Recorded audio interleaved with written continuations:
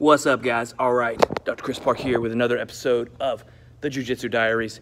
And, you know, in my practice, I treat a lot of people who struggle with depression.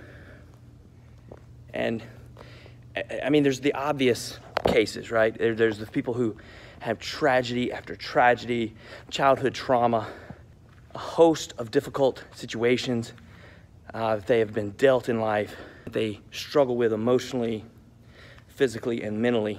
But there's also the other person. And sometimes these are the ones that are tough to figure out. They're the ones who seem to have everything. Maybe they've got the job, they've got the wife, they've got the kids. They've got everything that people say they need to make them feel whole. And we see this with celebrities all the time. People with as much money as you can imagine, as much opportunity, living the life of their dreams, and yet they're depressed. They're, you know, struggling.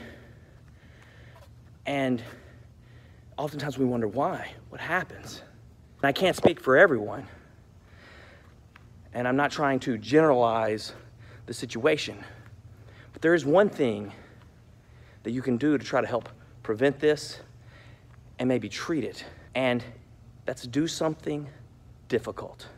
Sometimes your life is too easy, too cushiony, so you don't know how to handle actual adversity when it happens. You should be pushing yourself every day to do something more and more difficult, whether that's jiu-jitsu, whether that's pull-ups, whether that's going for a run, whether that's, you know, trying to push yourself further in your job, your business, or whatever it is, striving to better yourself. But not just that, it's about pushing yourself up to a barrier and then figuring out a way through the barrier. And it's not always going to work. You're going to fail a lot.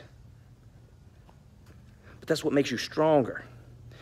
Just like being in the weight room, you lift, you don't start out with the heaviest weights, you start out small and you work your way up over time. You progress, you get stronger, you start to figure out what works and what doesn't. You start to know your body, you start to know how you respond.